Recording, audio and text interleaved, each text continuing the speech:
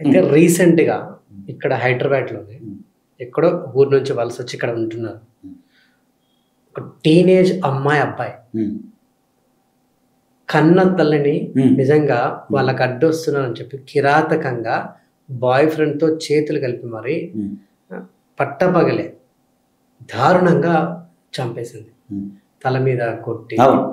రీసెంట్గా మొన్న జరిగింది. మైనర్ బాలికను అబ్బాయి కదా, స్కూల్లో చదువుకునే ఒక అమ్మాయి అబ్బాయి వాళ్ళ ఒక రిలేషన్షిప్ కోసం, వాళ్ళ యొక్క పడక సుఖం కోసం వాళ్ళ అమ్మ అడ్డొస్తుందని. అసలు ఎటువంటి అంటే సమాజంలో పెరుగుతున్నారు ఇప్పుడున్న పిల్లలు, వాళ్ళ అంటే వే ఆఫ్ థింకింగ్ అని వాళ్ళ అంత క్రిమినల్గా ఎందుకు తయారవుతున్నారు ఇంత టీనేజ్? బికాస్ ఆఫ్ మీడియా అండి, ఖచ్చితంగా. ఇప్పుడు ఎన్ని వెబ్ సిరీస్లో కానీ, అంటే నేను మీడియా అంటే అన్నని తప్పుపడట్ల, మామూలు క్రైమ్ నేను చెప్పేది, క్రైమ్ సంబంధించిన వెబ్ సిరీస్ లేవా, క్రైమ్ సంబంధించిన వస్తున్నాయి కదా కథనాలు, అవన్నీ కూడా దాని ద్వారానే కదా. ఒక కామన్ మ్యాన్ ఎలా చంపాలి అని ఎట్లా ప్లాన్ చేస్తాడు? ఇప్పుడు 10 years బ్యాక్ 15 years బ్యాక్ మటర్లు ఏమైనా ఉండేవి, అది వేరు. ఇట్లా ప్లాన్డ్గా చంపేసి కుక్కర్లో ఉడకబెట్టేసి ఒక భార్యని, అంటే చెప్తున్న మాట, కుక్కర్లో ఉడకబెట్టేసి దాన్ని నుజ్జు చేసి ఐడియా ఎట్లా వస్తుంది? అతను ఒక వెబ్ సిరీస్ చూసేసానని చెప్తున్నాడు కదా. ఇప్పుడు ఇది కూడా సేమ్ అంతే కదా. ఇది కూడా ఒక క్రైమ్ సంబంధించి, అంటే మన దేశం వెబ్ సిరీస్ నేను అనట్లేదు, ఎక్కువ వెబ్ సిరీస్ విదేశాల నుంచే వస్తాయి, మనకి ఎక్స్పోర్ట్ అక్కడి నుంచే కదా. అవి తెలుగులో డబ్బింగ్ అవుతుంది. మన దేశంలో ఏంటంటే అదృష్టం ఏంటంటే ఇప్పుడు మీడియా ఆ క్రైమ్ సంబంధించి మరీ అంత ఎక్కడ లేదు, ఏదో సరదాగా ఏదో బూతు మాట్లాడే వెబ్ సిరీస్ వచ్చినాయి. కానీ ఈ క్రైమ్ ఎట్లా చేయాలి, ఇలా చేయాలి అనేది ఎక్కువ విదేశీ వెబ్ సిరీస్ ఏవైతే ఉన్నాయో అవి తెలుగులో డబ్బు అవడం వల్ల దాన్ని చూసి మనిషి ప్రభావితం అవుతున్నారు. ఓకే, ఇప్పుడు టీనేజ్ అబ్బాయి అమ్మాయి వాళ్ళ కన్న తల్లినే ఆమె చంపేసింది. ఎస్, సో దీన్ని అంటే అకార్డింగ్ టు లా చంపేసిందని మీరు ఎట్లా చెప్తారు? క్లియర్గా అక్కడ ఎవిడెన్స్లు కూడా దొరికిపోయినాయి కదా. కరెక్ట్, అది వాళ్ళ చెల్లి కూడా అదేనండి. ఇప్పుడు నేను ఏమంటున్నానంటే కామన్ మ్యాన్కిను ఒక జ్యుడిషియల్కి, ఓకేనా, ఒక పోలీస్ వ్యవస్థకి తేడా ఎలా ఉంటుంది అంటే, నేను ఇప్పుడు ఆమె చనిపోయిన ఆమె గురించి నేను మాట్లాడను, అమ్మాయి గురించి కూడా నేను మాట్లాడను. లా ఏం చెప్తుంది అనేది మీకు చెప్తాను. లా ఏం చెప్తుందంటే accused is innocent until proven guilty. ఒక మహిళ, అదే మీరు చెప్పిన అమ్మాయి విషయం అనుకుందాం, అది రుజువు చేయాల్సింది ఎక్కడ, శిక్ష పడాల్సింది ఎక్కడ, కోర్టులో పడాలి. ఆమె మర్డర్ చేసిందని ఎవరు చెప్పాలి? కోర్టు చెప్పాలి. మీకు నాకు రైట్ లేదు కదా. అయితే లేదండి ఆమె కళ్ళ ముందు ఉంది, ఇప్పుడు ఇక్కడ జరిగింది అంటే సర్కమస్టాన్సెస్ ఎవిడెన్స్, సరైన ఫోరెన్సిక్ ఎవిడెన్స్, ఇవన్నీ కూడా అక్కడ ప్రాసిక్యూషన్ వారు, పోలీసు వారు గ్యాదర్ చేయాలి. అక్కడ వాళ్ళ మీద ఆ బాధ్యత ఉంటుంది. ఇప్పుడు మొన్నటిదాకా ఒక సంఘటన జరిగింది, ఇప్పుడు ఈరోజు ఈ అమ్మాయి చంపేసింది అంటున్నారు. ఒక సంవత్సరం తర్వాత మనం మర్చిపోతుంది దాన్ని. కానీ కోర్టు ట్రైల్ అవడానికి ఎన్ని సంవత్సరాలు పడుతుంది? కనీసం 1 year అయినా పడుతుంది కదా, 2 years అయినా 3 years పడుతుంది. మీకు అర్థమవుతుంది? అలాగే చాలా కేసులు ఎన్నో వీగిపోయిన సందర్భాలు ఉన్నాయి. దానికి ఏమంటారు? సత్యబాబు కేసు చెప్తాను నేను. అంటే నేను ఈ విషయం నాకు ఇది ఇంకా నేను కూడా మాట్లాడేది కాదు. ఎందుకంటే మొన్నే జరిగింది, మీరు మీడియా పరంగా చూశారు.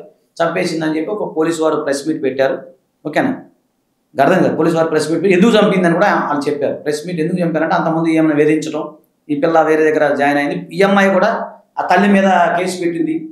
అది మీకు అంటే పోలీసు వారు చెప్పింది నేను మీకు చెప్తాను.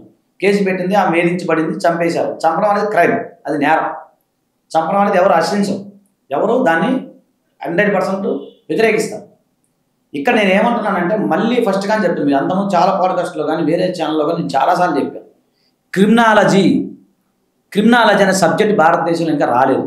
ఆ సబ్జెక్ట్ రావాలి. ఒక క్రైమ్ చేసే యొక్క మైండ్ ఏ విధంగా ఉంటుంది, దానికి సంబంధించిన ఆ క్రిమినాలజీ సబ్జెక్ట్ అనేది కానీ, అలాగే ఒక వ్యక్తి యొక్క సైకలాజికల్ భావనలు ఏ విధంగా ఉంటాయి, ఇవన్నీ కూడా ఒక కోర్సు రావాలి. అలాగే లాకు సంబంధించింది కూడా మేము ఫస్ట్ కానీ లాకు సంబంధించిన బిఎన్ఎస్ అంటే మొదటిదాకా ఐపీసీ అంటే బిఎన్ఎస్ కానీ ఇవన్నీ కూడా ఒక సబ్జెక్ట్ లాగా పెట్టాలి. ప్రతి స్కూల్లో స్టార్టింగ్లోనే పెట్టాలి. ఎందుకు పెట్టట్లే గవర్నమెంట్? లా అనేది లాయర్కి ఒక్కరికే తెలియాలా? నీకు తెలియకూడదా, నాకు తెలియకూడదా అని నేను చెప్తున్నాను. లాయర్కి వదిలేయండి, కామన్ మ్యాన్గా చెప్తున్నాను. తెలియాలి కదండి. సమాచార హక్కు చట్టం గురించి ఎంతమంది తెలుసు? అది ఎందుకు పెట్టట్లేదు మీరు? పాఠ్యాంశాలు ఎందుకు పెట్టట్లేదు? లేదా ఒక వ్యక్తిని మర్డర్ చేస్తే ఇంతకు ఉరిశిక్ష దాకా వెళ్తుంది, అదో వ్యక్తిని ఇట్లా రేప్ చేస్తే ఇది అవుతుంది, దొంగతనం చేస్తే ఇది క్రైమ్ ఇది అని చెప్పి చిన్న బుక్ లాగా మనకి ఎడ్యుకేషన్ 10th classలో పెట్టండి. పోనీ ఎక్కువ 10th, ఇంటర్, డిగ్రీ. ర్యాగింగ్ని ఎలా అరికట్టారు? ర్యాగింగ్ జరిగినప్పుడు అంతకుముందు చాలా ర్యాగింగ్ పోతాం అని చెప్పి బీటెక్లోనో ఎంబీబీఎస్ ఏదో నేను జనరల్గా వాటిల్లో ర్యాగింగ్ని ఆపేశారు. మీకు క్రైమ్ జరిగింది అని మనం గొంతు చించుకుని అరుస్తాం. అరే ఒక పిల్ల అంట ఒక తల్లిని చంపిందిరా, లేకపోతే ఇది కామన్ నేను కాదంట్లా. క్రైమ్ ఈజ్ క్రైమే, అది కోర్టు చూసుకుంటుంది, జ్యుడిషియల్ వ్యవస్థ చూసుకుంటుంది.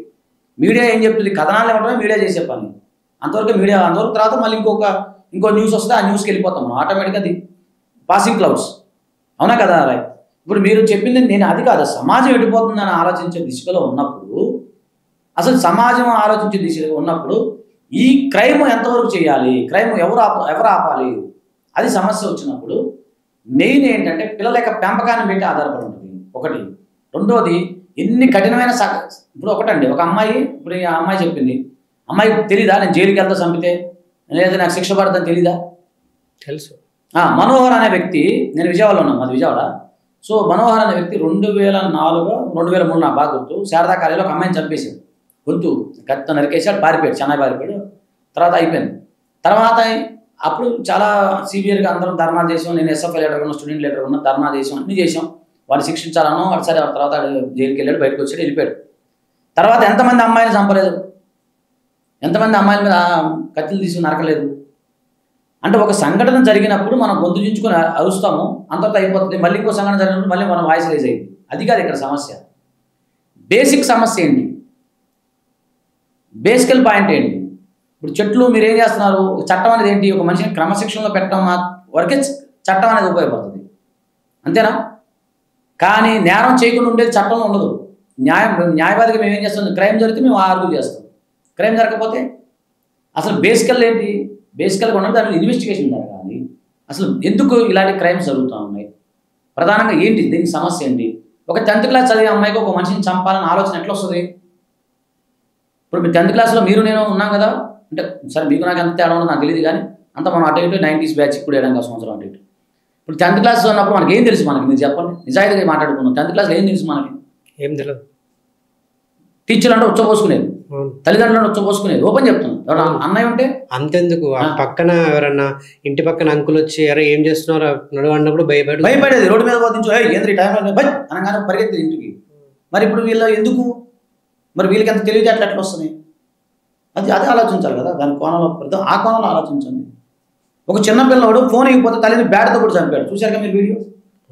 చిన్నపిల్లడు, వాడు వయసు అంతా 7 తరగతి చదువుతున్నాడు, ఫోన్ ఇవ్వలేదని చెప్తే ఫోన్ లాక్కుంటే ఆమె ఆడ పిచ్చి ఎక్కిపోయి ఆమె నిద్రపోతుంటే బ్యాట్ వచ్చి తప్ప కూడా చంపేసి ఫోన్ తీసుకుని చూస్తున్నాడు. ఏమంటారు మీరు? అంటే నేనేమంటాను, ఒక 14 సంవత్సరాలు 15 సంవత్సరాలు 16 సంవత్సరాల పిల్లకి పిల్లగాడు ఎవరో వాళ్ళ క్రిమినల్గా అంత నాలెడ్జ్ ఎట్లా వస్తుంది? ఒక మనిషిని చంపాలన్న కసి కోరిక ఎలా వచ్చింది వాళ్ళకి? మరి అంతకుముందు లేదే. మనం ఎప్పుడైనా ఎవరైనా అసలు కొడితేనే భయం వేసేది, ఎవరైనా కొడితే అమ్మో ఇంటి మీదకి వచ్చి గొడవ పెట్టుకుని భయం వేసేది. పోలీసులు అంత దూరం పోలీసులు వచ్చి పరిగెత్తేది మనం, అవునా కదా? అమ్మో ఇంటి పోలీసులు వచ్చి అమ్మో. ఇప్పుడు ఏముంది? అసలు మనిషిని చంపడం ఏంటంటే రక్తం. అసలు ఏమైనా కోడిని కొడితే నేను ఉనికిపోయేది గడగడ. ఎవరైనా ఊళ్ళలో కోడి మన కళ్ళ ముందుకు వస్తే అది కొట్టుకున్న శివరంగా వచ్చేది. అలాంటి మానసిక స్థితి నుంచి ఈరోజు రక్తం అన్నా భయం లేదు, మనిషిని చంపడం అన్నా భయం లేదు. ఎవరైనా చచ్చిపోయారా, ఆ సొందులో ఎవడో చచ్చిపోయారా అంటే ఆ సొందులోకి వెళ్ళే వాళ్ళవి నిజాయితీ చెప్పండి. అక్కడ సముద్రం అంటే వెళ్ళే వాళ్ళవి మీ 10th క్లాస్లో కానీ 20 years 25 years వరకు కానీ అక్కడ అరే ఒక ఆయన చనిపోయారా అంటే వెళ్ళేవాళ్ళం, లేదా ఎవరైనా అక్కడ యాక్సిడెంట్ జరిగిందంటే వెళ్ళేవాళ్ళు, చూసేవాళ్ళని. అలాంటి పరిస్థితి నుంచి ఈరోజు గొంతుకు వస్తే బ్లడ్ వస్తుంది, ఆ బ్లడ్ స్ట్రెయిన్ ఉంటుంది, అదంతా ఉంటుంది, అంత బ్లడ్ పూల్ అవుతుంది. నన్ను జైలుకి తీసుకెళ్తారు పోలీసులు, అంత నాలెడ్జ్ ఉండదు వాళ్ళకి, ఖచ్చితంగా ఉంటుంది. కానీ ఏంటంటే వాళ్ళ యొక్క మైండ్ సెట్, పెరిగిన వాతావరణం, క్రిమినాలజీ అనేది ఏదైతే ఉందో దానివల్ల వాళ్ళ మైండ్లో అవన్నీ ఉన్నాయి. దానికి ప్రధాన కారణం ఏంటనేది మన ప్రభుత్వం వారు ఒక కమిటీ వేసి ఎందుకు జరుగుతుంది, ఎలా జరుగుతుంది, దీనికి అసలు దీనికి అరికట్టడానికి ఎలాగ మార్గాలు ఏంటి, ఇవి అన్వేషించాలి. కానీ ఈమె జరిగింది ఓకే నెక్స్ట్ ఇది ఆపాము బాగానే ఉందండి. మీరు అన్నట్టు ఒక అమ్మాయి జరిగింది, ఒక 4 రోజులు మనం అడవులు చేసాం, తెల్లారి మళ్ళీ ఇంకోటి జరుగుతుంది గ్యారెంటీ ఉందా? లేదు. మరి నెక్స్ట్ ఇంక జరగడానికి గ్యారెంటీ ఉందా? ఇంకా జరగడానికి గ్యారెంటీ ఉందా? అది ఎవరింట్లో, మన ఇంట్లో జరగడానికి గ్యారెంటీ ఉందా? మెయిన్ ఏంటంటే తల్లిదండ్రుల యొక్క పెంపకం మెయిన్ అండి, ఇంపార్టెంట్. ఒక పిల్లవాడు పుట్టాడు అంటే, పిల్లైనా ఇప్పుడు ఈ రోజులో పిల్లవాడు అంటే అద్దరు లెక్కేసుకుని ఆడైనా మగైనా వాళ్ళకి అన్నీ చెప్పాలి, సంస్కారం నేర్పాలి. పూర్వం రోజుల్లో పెద్దలు కనపడితే నమస్తే పెట్టేవాళ్ళు, ఈరోజు ఎవడన్నా నమస్తే పెడుతుండే.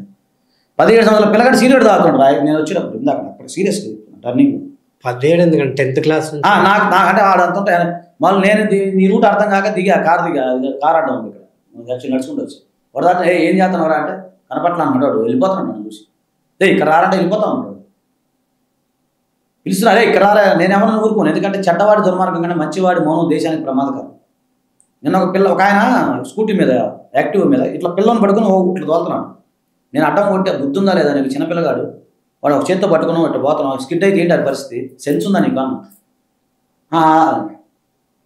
మాట్లాడలేకపోతున్నాడు. సీరియస్గా అడిగిన. అది నేను ఏమన్నా అంటే చిన్నపిల్లలు బండి ఇస్తారండి. చిన్నపిల్లలు 13 ఏళ్ళకి 16 ఏళ్ళకి బండి ఇస్తారు. ఇవ్వచ్చా? బండి ఇవ్వచ్చా? 9 years అదే మీరు చెప్పి 9 years 10 years వాడికి బండి ఇవ్వడం ఏంటంటే ఎవరు తప్పది?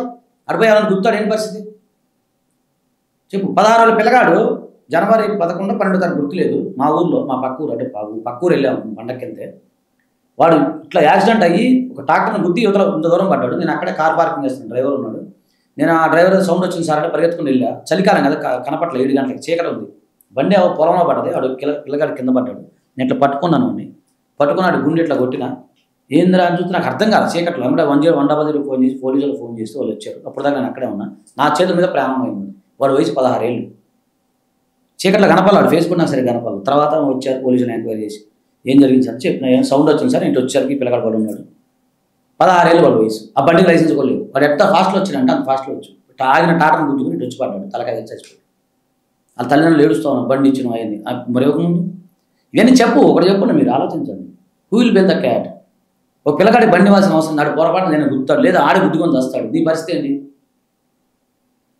మనం 9-10 ఏళ్ళ పిల్లగాడు బండి ఇవ్వటం ఏంటండి? సరే, ఆ బండి గురించి పక్కన పెట్టండి. పిల్లగాడ ఫోన్ ఇవ్వటం ఏంటండి? ఫోన్లో ఎన్ని ఉంటాయి అసలు? ఆ ఫోన్ సంబంధం ఏముంది? ఫోన్ ఏంది ఇన్కమింగ్ అవుట్ గోయింగ్. అసలు పిల్లలకి ఫోన్ ఎందుకు? చందమామ రావే జాబిలు రాసి చిన్నప్పుడు మా అమ్మగారు మీ అమ్మగారు అందరూ కూడా అదిగో అని తినిపించేది. ఇప్పుడు అట్ట కాదు, ఫోన్ చూసి అదిగో అని తినిపిస్తున్నారు. ఫోన్ లేకుండా పిల్లలు ఉండలేకపోతారు. అదే జబ్బు. నిన్న వీడియో చూసి ఎవరో పెట్టాడు పిల్లగాడు, ఏదో పిల్లగాడు ఇట్లా ఊగిపోతున్నాడు, చిన్న పిల్లడు, 3 సంవత్సరాల పిల్లడు. మరి ఏమంటారు మీరు? ఎవరిది తప్పు? టీచర్లు అంటే భయపడుతున్నారు ఈరోజు. నిజాయితీగా మాట్లాడుకుందాం. ఎంత పొడిగా చూసే టీచర్లందరికీ నా యొక్క హృదయపూర్వక నమస్కారాలు.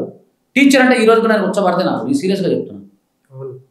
మన టీచర్ రోజు అనగానే మేడం వణుకుతూ కాళ్ళు షివరింగ్ వస్తుంది మాకు. నీకు రాదా టీచర్ని చూస్తే? మరి ఏమంటారు నువ్వు? ఈరోజు టీచర్ని చూసి వాల్యూ ఉందా అసలు? టీచర్ మీ నాన్న నువ్వు చదువుకోకపోతే టీచర్ నిన్ను కొడితే మీ నాన్న చెప్తే ఏమన్నాడు మీ నాన్నగారు?